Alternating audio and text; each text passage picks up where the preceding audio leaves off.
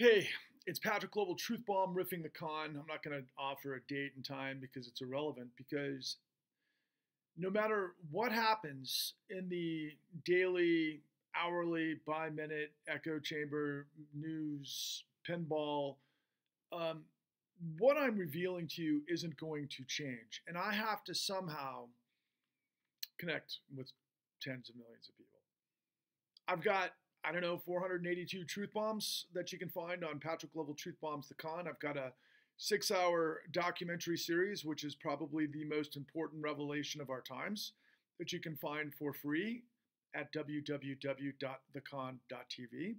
And you can also find a follow-up podcast, because the powers that be were successful in quashing my ability to reveal all that I have. So I turned to a podcast, or produced a podcast called The New Untouchables, and you can just do a Google search on that. That reveals everything that I've been laying out and will continue to lay out. And I will also actually say that in my last truth bomb, for the first time, I actually cited uh, much of the evidence that I use in many of my sorts of revelations that I believe must have been on some kind of list, because that truth bomb went next to nowhere. And it wasn't much different than many others. Now, unfortunately, my truth bombs don't reach tens of millions of viewers as they should.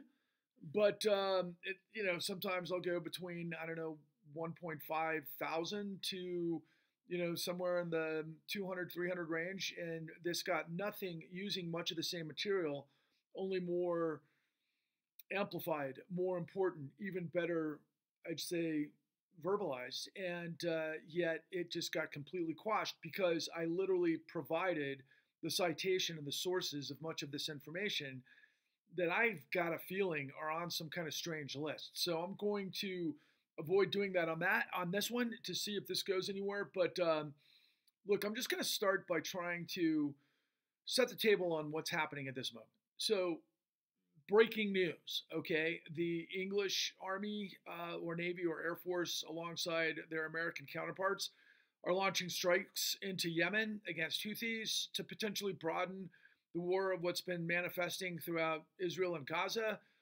particularly as it relates to shipping lanes and all of manner form of what the Houthis has been doing in terms of striking, um,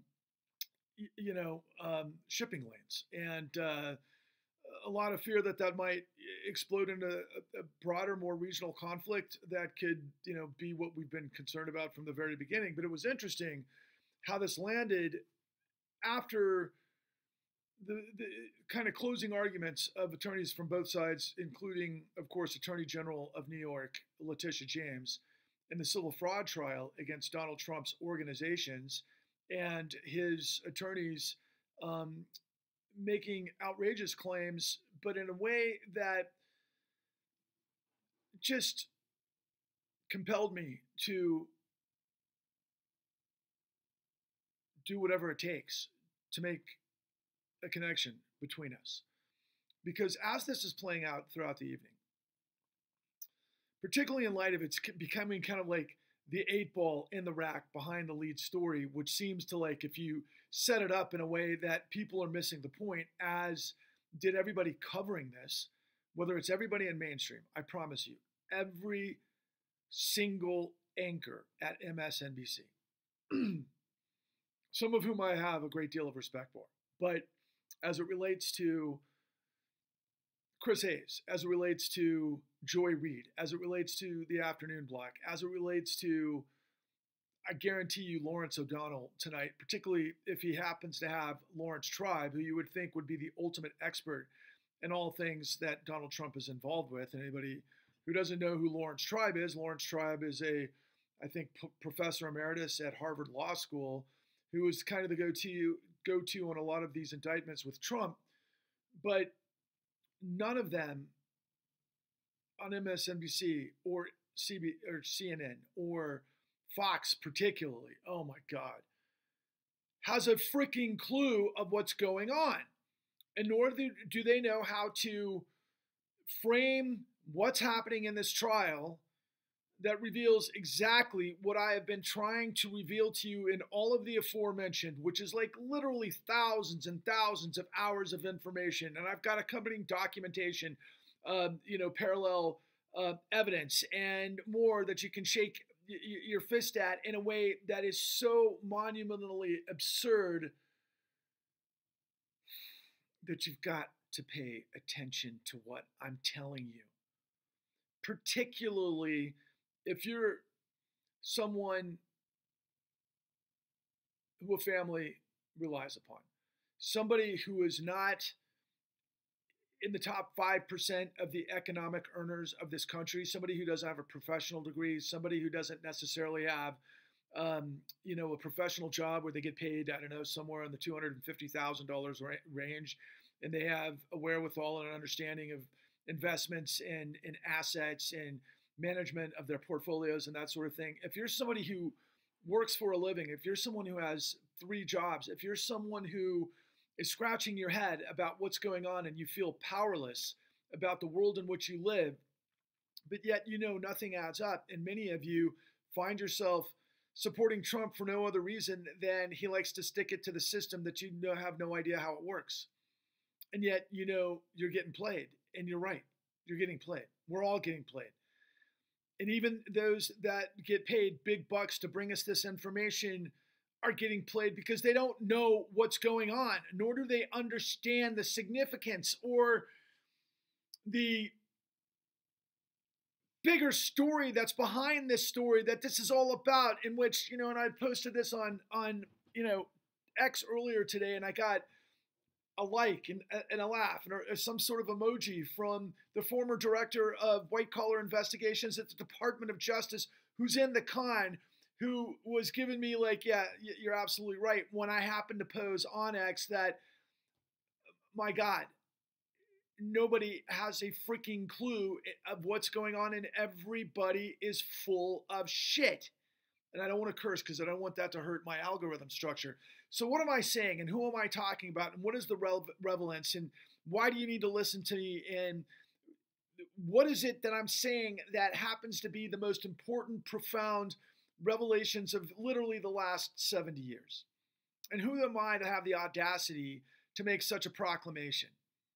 I'm a guy who knows, and I'm a guy who has the answers. So let's just start with the basics as it relates to the civil fraud trial that has been kind of framed as this personality sort of conflict between the professional and African-American, Attorney General of the United States, bringing fraud charges that the mainstream media just basically frames as Donald Trump inflated his assets to defraud the banks that were lending to him. And that's where it ends. And that this is the thing that you need to be aware of, according to them, is that Letitia James had initiated the economic hit, the fine, at a level of $250 million that could potentially, be kind of like a corporate death penalty to the Trump organization, as well as also basically get into the crosshairs Trump's sons. Although it looks like his daughter Ivanka has slipped through this whole thing, although she was the point person of the whole deal, to where they might lose their ability to practice real estate in the state of New York and obviously in Manhattan, for however long the time frame that the Attorney General agrees to with Judge Engoron. And the other piece of the news about Mr. Engoron, I think is how you pronounce his name, who has been, I think, kind of bitch slapped by Trump the whole time. And, about a month ago, Engoron had mentioned that, or actually placed on Trump a gag order that if Trump was to attack and to make claims about those that were in the court that were dangerous, that he would get hit with fines and so on and so forth, to the point that he could eventually be thrown in jail. And I think he was fined 2 times at $15,000 apiece. I believe that Trump's attorneys on this particular case, wherever they came from, and I don't know who they are, but I do recall hearing recently that they got a fee of $3 million up front. And the idea was, among other things that landed this week, of course, that got really most of the oxygen in the room, is what's happening in the the criminal trial with Jack Smith and the proclamation of Trump's attorneys in that particular case, to have it all thrown out because the big misnomer, that not misnomer, but what the defense attorneys were hanging their argument on, that became actually the news, was that, oh, so what you're saying is that because, or if, Trump wasn't convicted or impeached in the Senate, that he could conceivably use Navy SEAL Team 6 to assassinate his political opponents. And reluctantly, the attorney for Donald Trump making this case that while he was in office, that he's untouchable.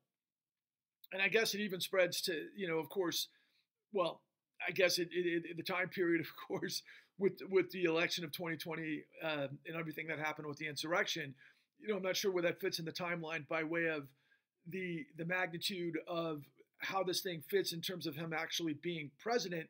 But the argument, which actually apparently is kind of the next level of logic by way of what Obama did in terms of certain assassinations that I guess weren't approved, but I still don't understand how that makes sense, because he wasn't impeached for that move, meaning Obama wasn't impeached for assassinating somebody in the war on terror, and I can't remember whose name it was that he did, but they were making that argument, and ultimately the defense attorney was saying things along the lines of, yeah, I offer a qualified yes to that question. We'll see what happens, whether or not, the initiative is thrown out or whether that delays the trial. But as it relates to the civil fraud trial, the magnitude of stupidity by mainstream media and everybody covering this is exactly what I'm trying to get you to be able to open up the curtains, see the forest for the trees, and understand how this whole thing works. And two things that Donald Trump said today that were actually true, that ended up leading to a whole bunch of speculation by the attorneys that are online, not online, on mainstream media that get paid for their professional analysis, ultimately came up with this sort of conjecture that, yeah, what Trump is saying is everybody does this and don't hate the game, hate the player. I just got that completely upside down. Don't hate the player, hate the game. And that, oh yeah, there's other things that are going on, but that can be questionable. But I just heard it argued that from one of these experts that the market would not be functional if it operated the way Trump was operating. Oh yeah. And then all of a sudden the conversation went to, oh yeah, Judge Engoron had a bomb threat, and the nature of the gag order and everything else, which ultimately makes you completely miss the entire point of why it's important to understand why banks would lend to somebody like Trump under, first of all, the enormous stupidity that if you are loaning money, and we're talking billions of dollars, or in this case, I think hundreds of millions of dollars in this specific situation. And by the way, Letitia James, the Attorney General of New York, started with a fine of asking Engoron of a fine of $250 million. That's since been elevated to $370 million, which again is the corporate death penalty for Trump. But ultimately, the magnitude of the stupidity of how everybody is missing what it is that Trump is literally laying out the red carpet for all to see is what I have been revealing to you that nobody else can or will. So why would banks make loans to a borrower who they should have the professionalism to check everything out that is actually on the loan documents, starting with the easiest to prove? How large is Trump's penthouse? Well, it's been alleged, and it's in the court documents, that Trump literally tripled the square footage of a penthouse that is kind of the point piece of the evidence of Letitia James' case. Now, we're talking a penthouse, which is very large, of course, where it was located, and I believe that one was on, Wall Street, or, yeah, I can't remember the address, but number 5 Wall Street, I think, is where this particular, and I've been there. Trump high rise was. But of course, what about the entire building? What about every other Trump property? Not just in Manhattan, but Chicago and Mar-a-Lago and all the rest. Oh, okay, if you're a bank and you're lending the money to a guy who is, oh yeah, a whale, and somebody the entire country knows, and at that time he had a television show on prime time on NBC that gave him all the credibility that, oh yeah, he must be a legit guy with all of his business practices, which as it turns out was a front for this entire global monstrosity of racketeering and money laundering. But Deutsche Bank, which at the time was the only bank making loans to Donald Trump, wouldn't you imagine that it was incumbent upon them to send someone to do the appraisal to actually get the real square footage? And if they discovered on the loan documents that Donald Trump's business said that the penthouse was 3 times larger than the actual square footage, don't you think that would be the first red flag? And how easy would it be to do that? Don't you think that would be the very first thing, would be a confirmation of what the size of the penthouse is from the lender to be able to lend to somebody like Donald Trump, or anybody for that matter, for you? Well, surprise, no, they didn't check. Oh, okay, so then we roll out in mainstream media that everybody's hanging their hat on, especially those who want to see Donald Trump convicted for this scheme, as if A, he's the only guy that's involved with this, but B, that the banks were the ones that were snookered in the whole thing. And then ultimately, they don't even ask that most basic question. But meanwhile, in addition to that, it's like, okay, then Donald Trump, I believe, hyper-inflated the square foot value of what his penthouse was worth. Now, granted, anybody who knows New York real estate knows that it is ridiculous and insane how expensive Wall Street real estate, or I should say, Manhattan real estate is. But still, when you do the business of appraisals, you check and compare the square footage with all of the sold property in the vicinity. And as it turns out, when the Attorney General looked into it, they found that he hyperinflated the square foot value of the penthouse. So again, Letitia James and the Department of Justice, the state AG, figured this out very quickly. And it's part and parcel to their case that they're in the civil fraud case, which, yeah, surprise, it's not a criminal racketeering case. And I have heard it opined on many different networks. Oh, wait a second. Letitia James didn't prove any racketeering. So therefore, this is just Donald Trump filling in numbers, which everybody does in the business of real estate in Manhattan. Oh, wow. Nothing to see here. So again, I repeat, the actual bank, Deutsche Bank, didn't have the due diligence to actually do the appraisal to get the actual square footage that lines up with the loan documents that, Trump was also hyperinflating. And oh yeah, by the way, it turns out Ivanka Trump was the point person on this whole deal. Now, if you've been following the entire fraud thing from beginning to end, what we found was at Deutsche Bank, they have a special sort of cloistered lending apparatus for very high wealth individuals, which most people would refer to as whales. Okay, that's believable, but they're not going to ask questions, the basic rudimentary questions. So they're going to give this guy hundreds of millions of dollars and then ultimately billions of dollars. I can't remember exactly how much Trump loaned. I'm getting lost in all of the different sort of numbers in the apparatus of everything that's taken place over the course of time, not to mention how he was, basically busted in the New York Times a couple of years ago, actually his last year in office, or maybe it was halfway through office, that, he lowered the appraisal value and the value of all of his real estate companies at a loss so that he wouldn't pay taxes, which is tax fraud. So that's another part of it. That's the flip side of it. That's the tell. You can tell, okay, just compare tax records to loan records and documents. Okay, so that's the easiest thing in the world to basically prove in a court of law, but none of the television personalities have a clue of just that basic apparatus. Now, the question would be, well, wait a second, Patrick, what are you alluding to?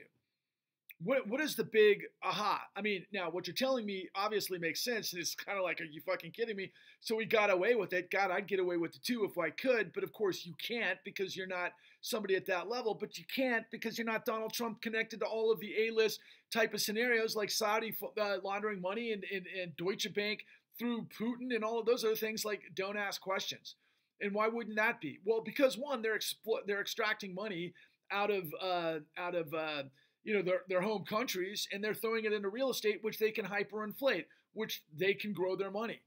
Okay, so let's do that with our cohort, Donald Trump. Oh, you remember Donald Trump wanted to have one of his buildings, I think going back to the 80s in Moscow, and he had a pageant and not to mention whatever his relationship was that was with Epstein. And I don't mean to laugh because this is so significant, but that's the other part of the story. But that's still the easy, low-hanging fruit part of the story. Why would banks, except for what I just mentioned, okay, if you're Deutsche Bank and you find out as a person, oh yeah, they got busted for billions of dollars in fines for laundering money for Putin. Oh yeah, that happened. And yet nobody in the arena is talking about that. Why?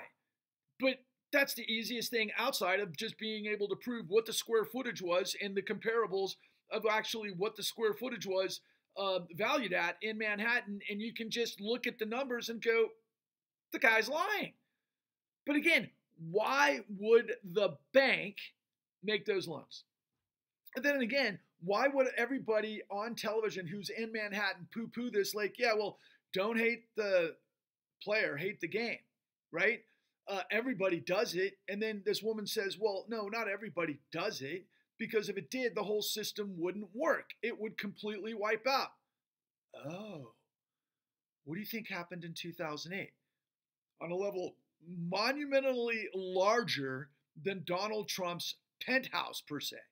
And that costs a whole lot more money than Donald Trump's supposed $4.5 billion in net wealth against his $370 million fine from the state AG to try to basically get the death penalty for Trump's organization in the state of New York.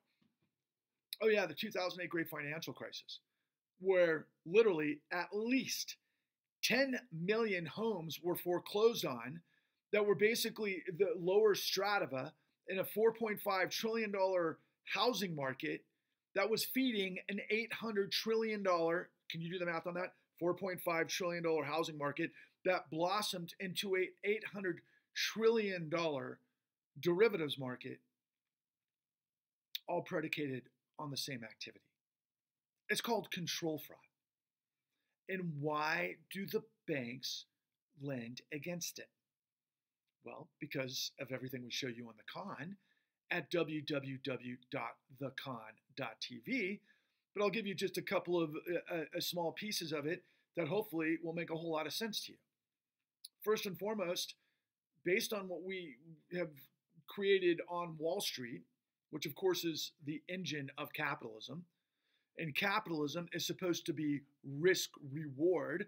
Banks, hedge funds, asset managers, private equity, everybody in the business of money is hedging risk for an upside, which means they have to do their due diligence, which is what I just told you. Whether it's a company, whether it's real estate, whether it's military industrial stuff, doesn't matter what it is. They have very, very smart people that come out of the smartest institutions in the country that, yeah, are supposed to do this. And oh yeah, by the way, we're supposed to have regulators that do the same thing. It's called due diligence. And oh yeah, by the way, that has to happen if you're selling securities. And so in the housing market, how does a $4.5 trillion market become an $800 trillion global calamity? Because of fraud. Is fraud shenanigans? No. Fraud is a very high-level, engineered, multifaceted psychological construct that starts through control fraud from the CEOs on Wall Street through what we created in the late 90s was basically called modern executive compensation. where the CEOs of every company are incentivized to take risks to create quarterly profits of which they receive bonuses. Now, in banks, you receive bonuses based on the increase in volume in the loans that you make. Because what do banks do? Well, yeah, commercial banking, they allow deposits in your ATM and checking account and everything else, and however you might be able to make some, percentage increase or interest in your savings account and so on and so forth. But mostly banks make money, quite frankly, from mergers and acquisitions, which is a whole nother aspect of this, which involves hedge funds and private equity managers and asset, I think I said asset managers. But in this particular case, the CEOs are incentivized to basically create more volume of loans. How do they do that? Well, you've got to make the standards lower to offer more loans to more people. How do you do that? Well, you basically break down underwriting. You have less qualified borrowers. Why would you do that? Because you create more loans. Do you do that by having higher interest rates and higher levels of entry? No. You basically break everything down so you can increase the volume, and that's exactly what we did during the run-up to the 2008 Great Financial Crisis that created that calamity using these same techniques. But ultimately, everybody in the system was incentivized, particularly those doing the loans, the lenders. The lenders are paid giant fees. The bigger the fee for the bigger the loan, and that's what they're incentivized to do. And in this particular case, like in all of these cases, that literally took out tens of millions of people that led to trillions and tens of trillions of dollars of calamity, didn't do their due diligence. And the number is what got everybody in the every layer of the economic paradigm, which is really basically an assembly line that it starts with the originator, who is incentivized what we called high yield spread premium, to basically lie, steal, and deceit to get somebody approved with an underwriter at a bank using higher appraisal values so that the collateral is worth what the loan is, especially based on the risk, that then is ultimately packaged in securities. And in the case of mortgage-backed securities, you might have 60, 70, 100,000 securities in one, tranche. Or not just a tranche, but in a the tranche is how I'm kind of blanking on, they're mortgage-backed securities, but there's even more terminology that's involved with it. But that's how they make the sausage, okay? And everybody's lying. And in the actual arena of what you would expect in real estate is that the appraised value is exactly what you want your house to be. Let's say you own your house outright, you paid cash for it. You want your house to increase in value. Absolutely. There's no question about it. If you're an investor in a house and you're paying off and you're flipping a house, you want the value of the house to increase. That's the game. But you have to have the underwriting for it to function. And if it doesn't, the whole thing wipes out. Just like the woman said tonight, commenting about the trial of Donald Trump without being aware that, the entire thing wiped out and it was never fixed, by the way. And so when you package all of these different deals and these huge mortgage-backed securities, well, we have a thing called commercial-backed securities, which handle the same thing with, commercial real estate or jumbo projects like Donald Trump's buildings and everything else. So he's basically skimming while he's looting from the loans that he's hyperinflating to get more and more loans that are going into his organization while he's laundering money, and he's basically no hedge, no risk while not paying his taxes. And everybody was asking, well, what's the intent? Why would he do it? Well, because there's more money involved with it. But Donald Trump is literally, I kid you not, maybe mid-level player in this whole apparatus. Not even close to the CEOs of Bank of America, of Goldman Sachs, of Wells Fargo, of whatever. And by the way, they have all moved on from lending, housing lending since then. They're not in the game nearly like they were back in 2008. That's where the government comes involved now, which has turned this whole thing into socialism, point 2 or 3, depending on where you want to start counting it. But as it relates to intent and criminality and ultimately racketeering, Yeah, everybody was in on it. Just Letitia James, for whatever reason, is focusing on Trump, and she's got enough to basically get Erdogan, to rule on this thing. And I did hear, Trump saying, "Hey, this whole thing's a setup. I should have a jury trial and everything else." And it's like, well, it's civil, and it's not criminal. So I guess that's the whole reason. And ultimately, they wanted to get him out of New York, and they got enough to go on. And so I bet you they went. But he's using it as a campaign stump speech, like, "Hey, look, I'm the guy that is being completely targeted by the machine because they need to take me out because I speak for you." And that's what we've seen throughout, I don't know, this whole thing. And so you've got millions of people that have no idea how the system works, and yet they support Trump even though he's got 91 indictments against him. But yet he's saying certain things that are like true. But at the same time, in essence, to hide everything else that he's done wrong. But yet they all are, to prevent you from understanding what it is that I'm revealing to you. So in a nutshell, I'll take this, slightly further. Look, Donald Trump, I believe, and anybody who understands, what I've been talking about in my 441 truth bombs, yeah, I despise Donald Trump. He's a two-bit huckster. I know what his career path has been since the 70s and who he's been involved with and how crazy it is with, all the stuff with Giuliani and everything that Giuliani came from being the guy who created racketeering, influence, corrupt organization statutes, and RICO, taking down the 5 mob families of New York back in the 70s to be the hero that he was, to being a guy who said, you know what, if you can't beat him, join him, as he's melting as a vampire with 3 wives and alcoholism and whatever that means. But the bottom line is that Donald Trump literally is on display every single day, from the Department of Justice and Jack Smith, through the inquiry from Congress and the insurrection, and then, of course, all of the stuff that took place because of the hush money payments in, Alvin Bragg's case, and then ultimately the stuff with Letitia James in terms of the fraud that he's dealing with. They're mapping out a scenario, and they have been, where Donald Trump defrauded the United States using racketeering. And in the case of actually stealing the election, he used fake documents in the electoral scheme where they fraudulently, signed documents of elector certifiers to steal the election. That's another piece of how this whole thing works with loan brokers and everything else. They literally forged documents to get loans approved because they were getting paid fees on it, and because they knew what the numbers were and what they needed to plug in and how they could get, the information from, they could plug in fake tax information and all sorts of other things because nobody was actually doing anything. And the underwriters and all of the stopgaps, including the, and this is probably the most important piece of the puzzle, the rating agencies, the largest owned by none other than America's favorite billionaire from Nebraska, Warren Buffett, who owned, Moody's. Yeah, they were all rubber stamping just like the underwriters, approve without doing any due diligence, because that's how they were getting paid.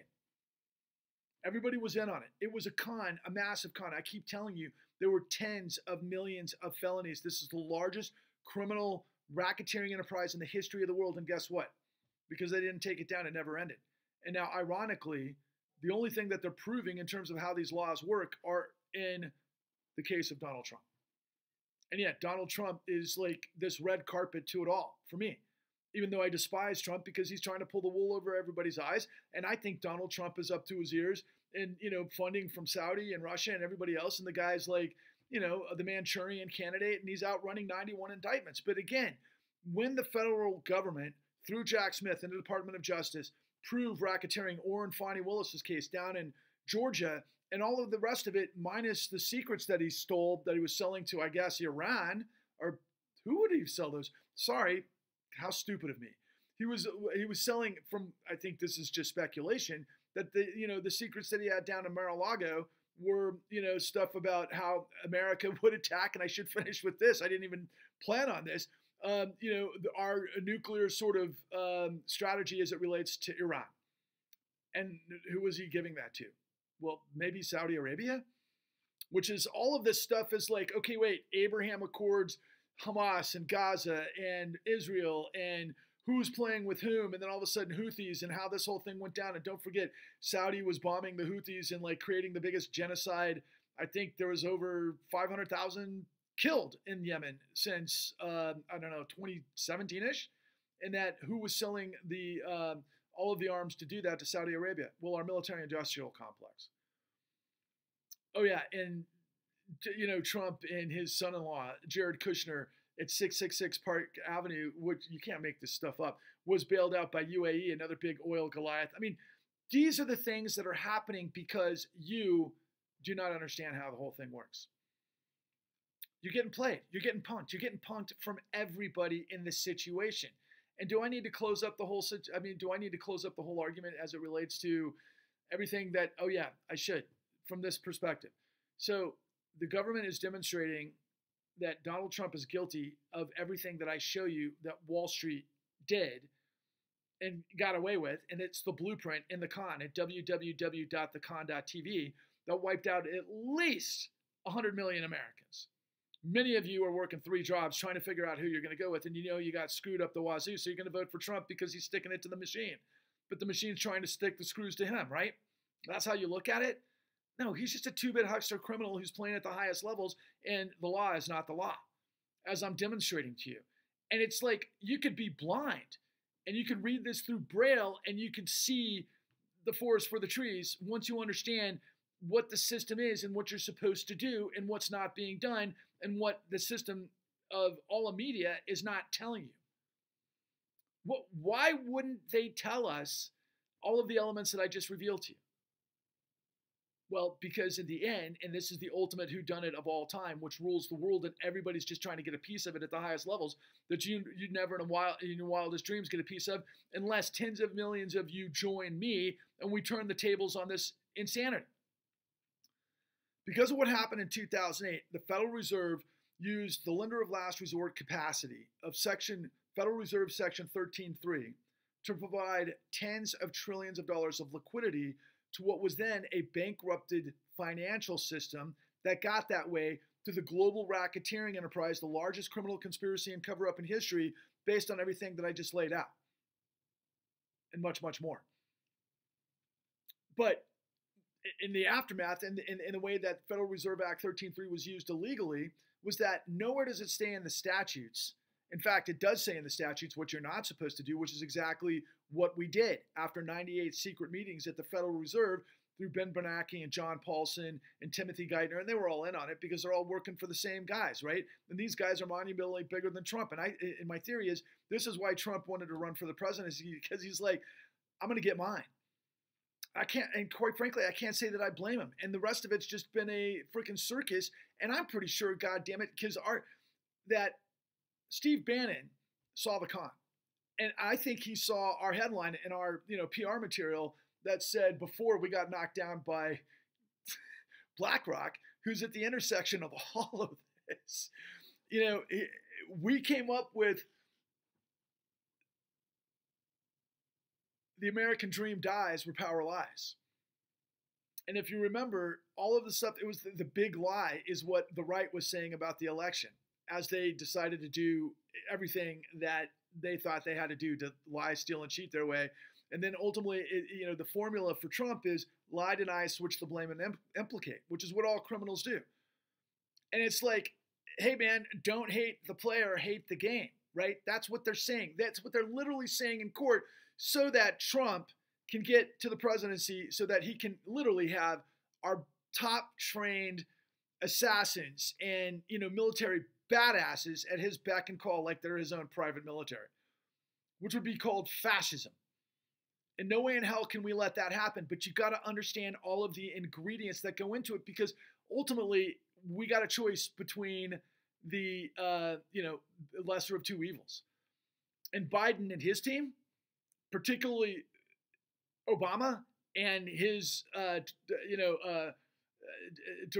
AG, Attorney General at the Department of Justice, Eric Holder, who came out of Covington and Burling, who was at the apex, at the king's seat at this table, not to mention the other guys on the other side, which is Sullivan and Cromwell, who created the CIA, who was there to clean up all the mess through Federal Reserve Act 13.3, that literally they had to expand the capacity to save the global financial system because of this insanity of fraud that took out the world that I will add at this point that a lot of people that got banged up in the courts and they got their houses stolen for them that probably wound up with divorces, suicides in the street and everything else, 99% of them, I would hasten to guess that they shouldn't have been foreclosed on because it was all illegal documentation tied to a bunch of stuff that never should have been able to get through the courts. And the courts just were like, okay, who do we work for? And by the way, that's another part of this whole thing, right? So I've literally seen, commentators on mainstream media say, look, everybody would be in jail except for Trump, right? And that Trump is intimidating judges. Like I said, Ergonon, or however to pronounce his name. Let's take a look if I can. What the hell is his name? It's Engoron. Sorry.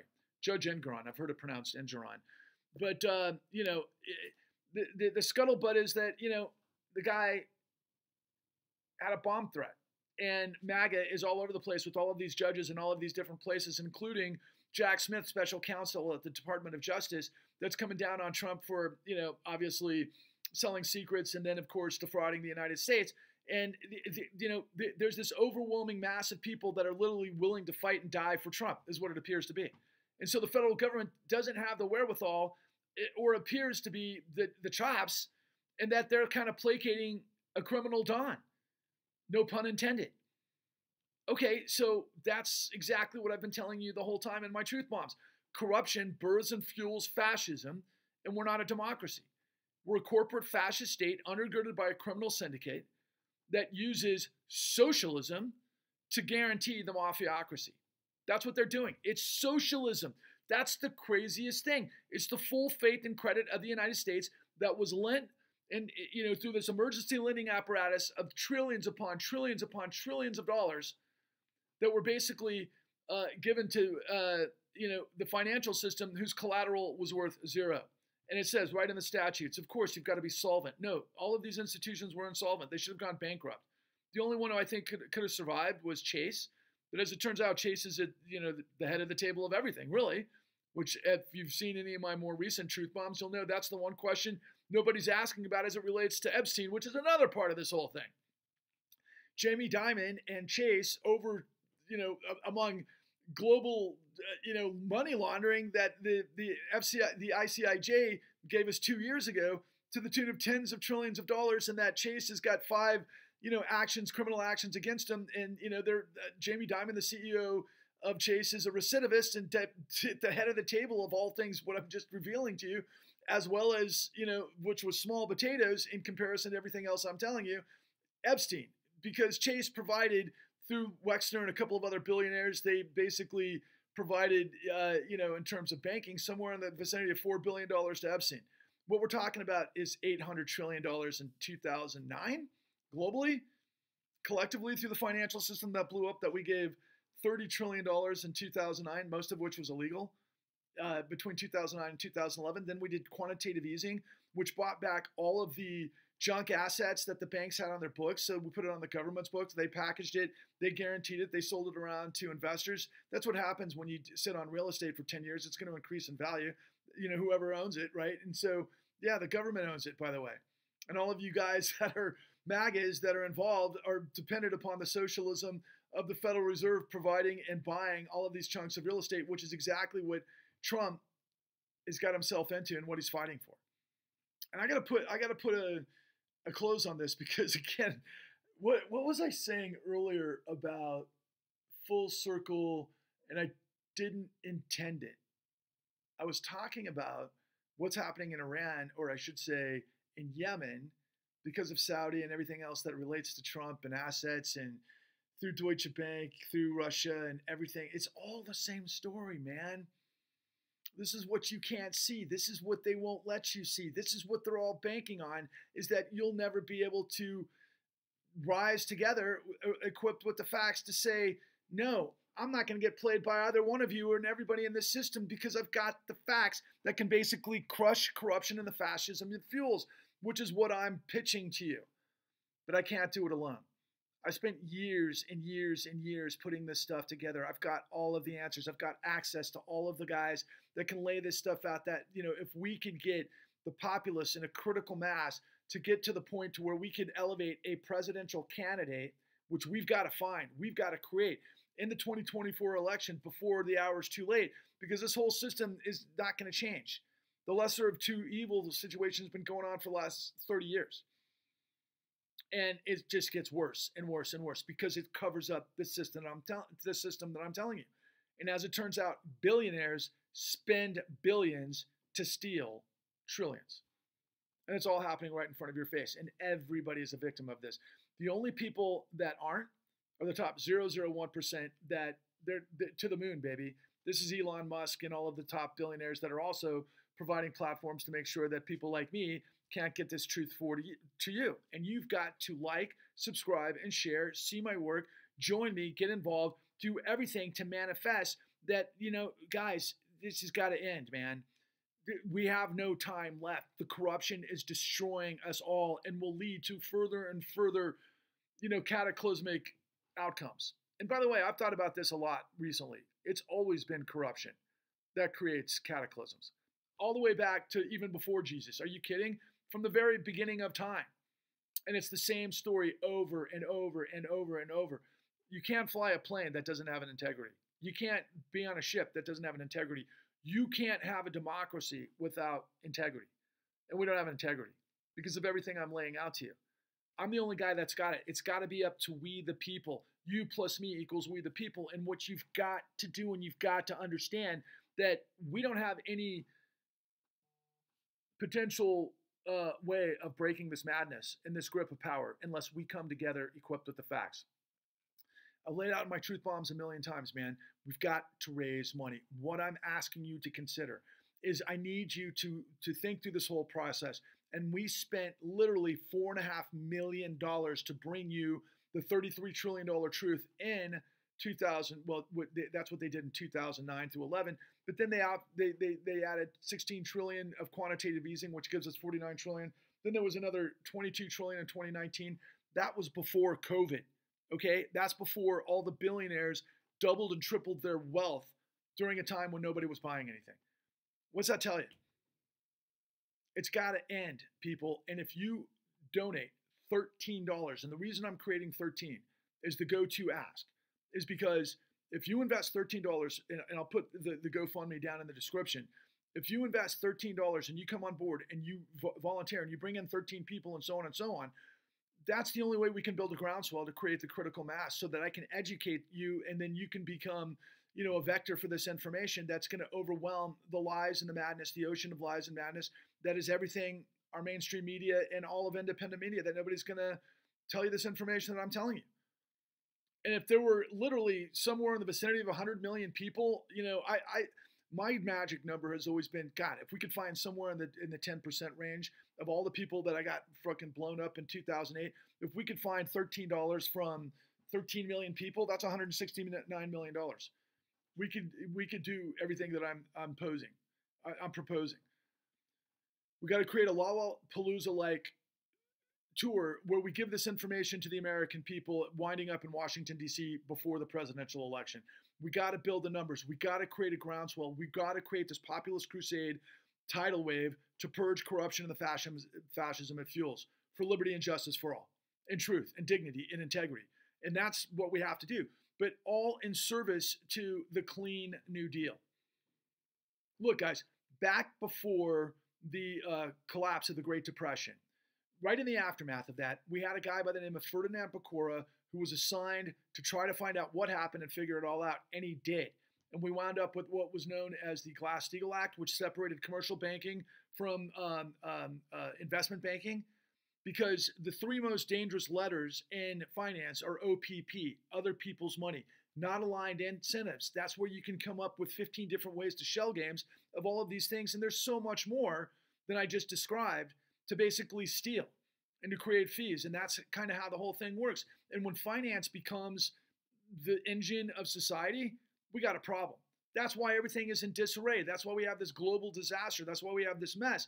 And so ultimately, we've got to do a clean New Deal now based on the information that I have, that we can bring to the center of attention to where we overwhelm these guys not talking about what it is that I'm revealing to you. Because, by the way, it's not just in the housing industry, although that's the biggest part of it, but it's in all commoditizations of all consumer goods. Whether it's, buying a car, whether it's buying everything that's securitized is going to follow the same exact matrix, okay? That's our society, and that's the global paradigm. And we've got to break that because it's not capitalism. What I just laid out to you is not risk. It's guaranteed sure thing for the billionaires that spend billion to loot trillions. The easiest ROI is to get a corrupt politician. Who's the kingpin tuna that stinks to high heaven of corruption? Oh yeah, it's Donald Trump. But is, Hunter Biden and all the rest of this stuff? Yeah, at a lower level. But Biden's actually at a higher level when you consider the last 40 years of all the stuff he's in. And I talked about this in previous Truth Bombs, and I'll just say it for the naysayers who are seeing this for the first time. Yeah, when you get into the credit card business and LLCs in Delaware, and you get into the prison industrial complex and other things, yeah, we're talking about the system, okay? And yeah, that's what our boy, Biden's been involved with for his entire career. And do I like Biden? Yeah, there's parts of Biden that I actually like. Is he a change to the system? No. If tens of millions of us got together, do you think it would register with him potentially? I don't know, but I'm not banking on it. I would like to see somebody else, and that's to be determined. But you have to step up now. You have to come on board. The country needs you. We need you. We need each other. If you contribute $13 and you get more and more people and we get traction, we can pull this off, because we got to get to the Clean New Deal to be able to demonstrate to the American people that literally it wasn't 33 trillion. It wasn't, 49 trillion. It wasn't, it's north of $70 trillion to this tiny group of people that are running away, destroying the world, while all of this theater of the kabuki takes place so that you don't have a clue of what's going on. I got to pierce through your veil of misinformation, of deception. I've got to earn your trust. I've got to get you on board. Look, I'll finish with what I started off with. You can find my work at www.thecon.tv. It's free. It cost us $4.5 million to bring this information to you. That means that 357,000 of you contributing $13 a piece would match what we did just to put the money into this. The work that we did was insane. To put it into perspective, guys, we had a small crew. The United States government apparatus of the DOJ, the FBI, the SEC, the AGs around the country, the Office of the Comptroller of the Currency and the OTS at that time, and other regulators, they operate north of $90 billion a year, and they have tens of thousands of employees. They didn't get it right on this, not to mention the judiciary. They were all involved with just cleaning up the muck, and that's why I had to make this. Because I knew they were pissing on my head, telling me it was rain, because they must have thought I was some kind of new fool, because the greatest trick the devil ever played was to convince the world he didn't exist. You do not live in a democracy. You live in a corporate fascist state, undergirded by a criminal syndicate that literally uses socialism, which, surprise, surprise, that's what Donald Trump is all about. This mechanized, corrupt engine of socialism through racketeering that guarantees the mafiocracy, which is exactly what it is, that ultimately is now creating fascism. If you believe in democracy, if you and me and everybody you see who isn't a Nazi, who believes in liberty and dignity and decency and liberty and justice for all and the integrity of law, if we merge in unity and we come together by the tens of millions, we will have the power to purge tyranny. That's what it means to be an American. Always has from the very beginning of time. Through the Civil War, to purge the bondage of slavery. And then, of course, to purge the evil of fascism. We have done it over and over and over. This is our time to do it. And the only way to do it to where we don't lose tens of millions of people that are going to happen anyway eventually is to come together with the truth. And when we do that, we will break the misery of tyranny, and that is our destiny. That is the Clean New Deal. I have got to get you on board. Please, if you have any questions, ask me. If you want to private message me or get in contact with me, I'm open to everybody. I will do whatever I can to be able to convince all of you that we have to do this, because failure is not an option. Please, don't put your head in the sand. That's exactly what they count on. Rise, roar, revolt. I swear to God, this is not rocket science. It's racketeering. And when you have the truth, you're bulletproof. Collectively, what I've been on with the team and the people that have been a part of this has been the righteous grind. I know many of you believe in, Christ and Christianity and that, whatever, man. And maybe this is the end of the world, and this ushers in peace forever, and whatever you want to call it. But I call it the righteous grind, because it's common sense, because we have got to not only clean up the madness of corruption, but you need to understand that we gave this engine of corruption $70 trillion since 2011-ish. You know, I call it the last 13 years, really, is when I figured it out, right? Do you think that that's what our founding fathers fought and died for? And same with the people that fought at, I'm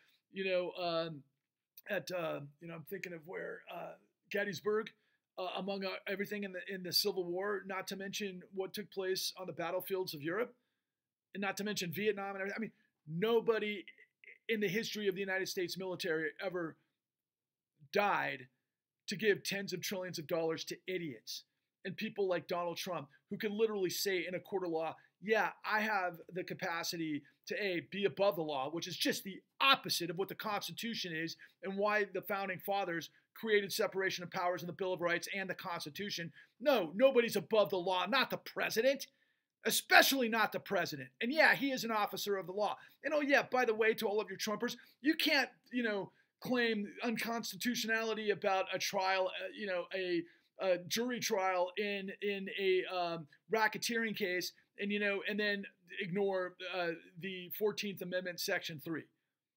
You can't have it both ways, and that's what you guys do all the time, and that's what And I know all of you aren't evil, okay? Contribute $13 today. It's the only way we're going to change anything. If you have an issue with systemic racism in prisons, if you've got if your thing is the environment and everything else, none of this changes unless we break the grip of tyranny and the tumor of corruption. Thank you for listening. Onwards and upwards.